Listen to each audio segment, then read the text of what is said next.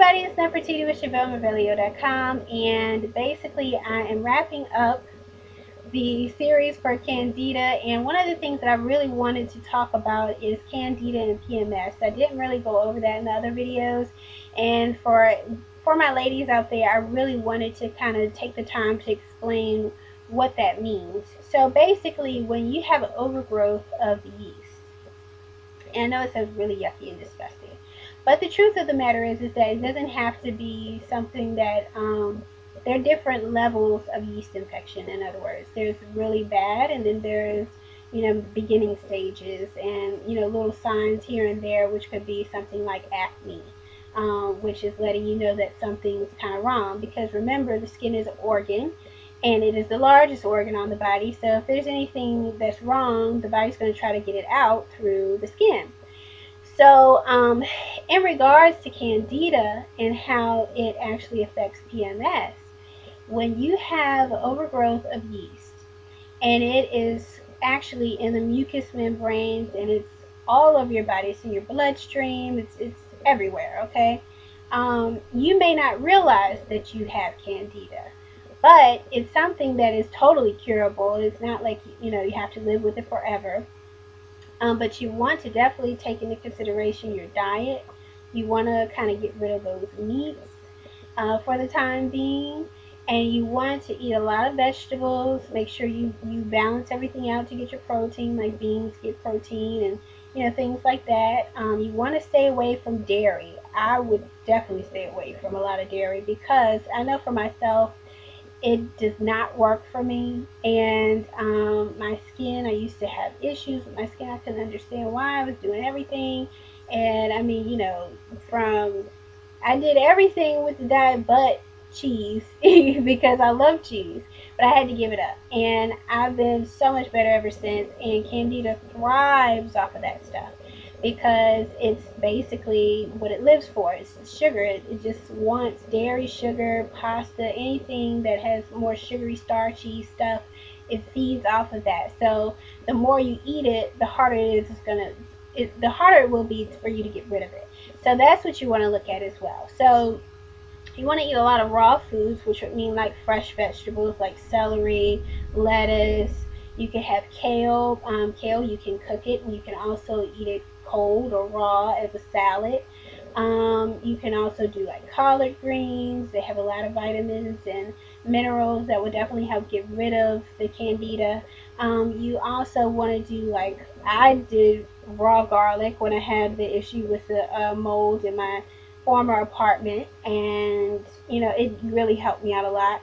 One of the symptoms that you could have would be like brain fogginess, stiff joints, having just it basically almost sounds like regular day-to-day things for a lot of people, but really that's not supposed to be regular. And that's kind of what scared me when I realized that this is kind of off.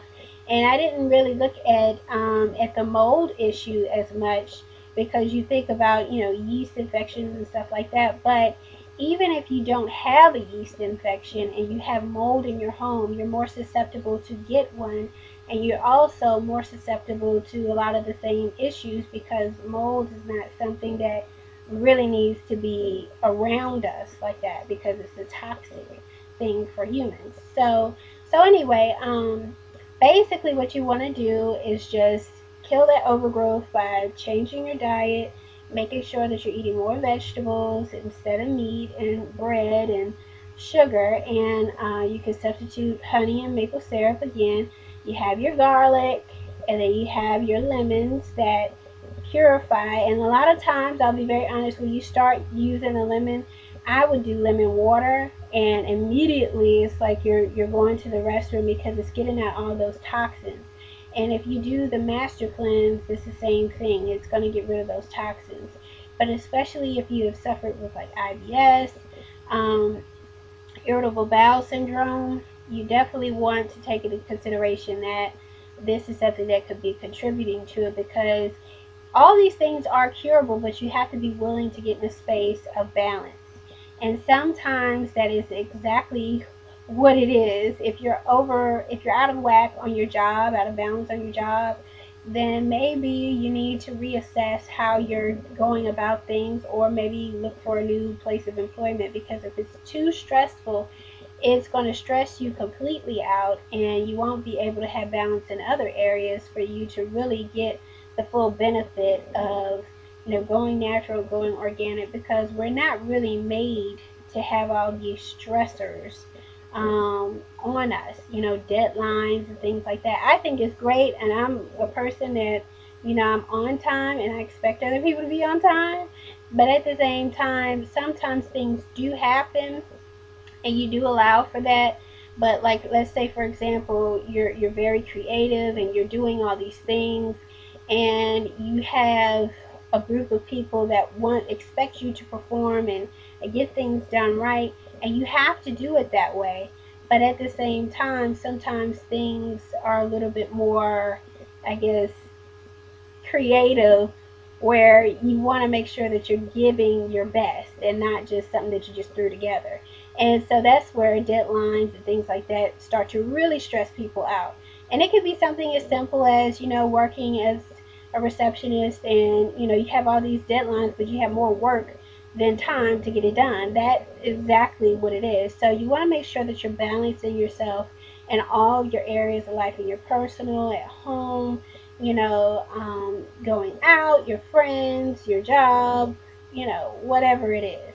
You want to make sure that you're balancing out everything, so that way your diet can, completely get the full benefit, because it does affect your mood. It will boost your metabolism. It will boost a lot of good things, but you want to make sure you don't have other things that are bringing it down. And otherwise, you should be very, very, excited. And I mean, I know that this sounds completely, a little out of the norm and maybe a little gross to some people, but I think if it's going to help others, I definitely want to share it.